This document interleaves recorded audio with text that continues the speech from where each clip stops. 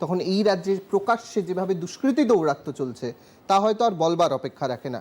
এবং হাওড়ার যে দুষ্কৃতী দৌরাত্ম্য এবং তার সঙ্গে একজন মানুষের মৃত্যু, তিনি যেই হন না কেন একজন মানুষের প্রাণহানি ঘটছে, সে জায়গার থেকে এই মুহূর্তে আপনাদেরকে যে কথা জানাবো যে শুধুমাত্র সাধারণ মানুষ এফেক্টেড হচ্ছেন এমন নয়, আমরা সংবাদ মাধ্যমে সাধারণ কর্মীরাও প্রত্যেক দিন আক্রান্ত হচ্ছি। আপনাদের বেলডাঙ্গার কথা নিশ্চয়ই মনে আছে, বেলডাঙ্গায় একজন মহিলা সাংবাদিক সোমা মাইতিকে ঘিরে বেধড়ক মারধর করা হয়েছিল। আজ আবারও সেই ঘটনার পুনরাবৃত্তি খাস কলকাতা সংলগ্ন হাওড়ার পিলখানায় সাংবাদিক ময়ূখ ঠাকুর চক্রবর্তী, তিনি রীতিমতো আক্রান্ত। প্রসেনজিৎ দা, তিনি আমাদের হাউসের কর্মী নন, কিন্তু সংবাদ মাধ্যমের একজন সাংবাদিক। এই হাওড়ার প্রকাশ্য দুষ্কৃতী দৌরাত্মের ফল এইটা। না না, সাংবাদিকরা তো এই মুহূর্তে পশ্চিমবঙ্গের অত্যন্ত নরম টার্গেটকে কি বলে বাংলায়, যাই হোক মনে পড়ছে না আমার। Soft target? না না, নরমটা তো সফট, টার্গেটটা ভুলে গেছি। তো সফট টার্গেট, তার কারণ হচ্ছে যে যেই পারছে আসছে একবার করে ঘন্টাটা বাজিয়ে দিয়ে যাচ্ছে।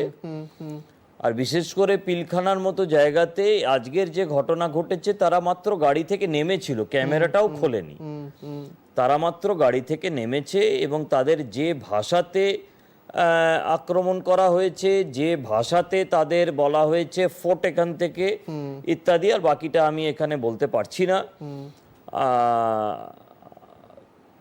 সেটা খুবই বেদনাদায়ক। দুদিন আগে বেলডাঙ্গাতে আমরা, তুমি এবং আমি সোমার সঙ্গে গিয়ে দেখা করেছি। আমি জানি না সোমা এখনও সেই ট্রমা থেকে বেরিয়ে এসছে কিনা। আমি আজকে ময়ূকের সঙ্গে, সে যখন হাসপাতালে ছিল আমি ফোনে কথা বলেছি, সেই মুহূর্তে সে ট্রমা কেয়ার সেন্টারে ছিল হাসপাতালের, সে তখনও পরিস্থিতি থেকে বেরিয়ে আসতে পারেনি। এটা আমার বদ অভ্যেস যে কোনো জায়গাতে সাংবাদিক আক্রান্ত হলে আমি পরিস্থিতিটার মধ্যে ঢোকবার চেষ্টা করি। সে কারণে মানে এটা একটুখানি বদনাম আজকাল হয়েছে আমার।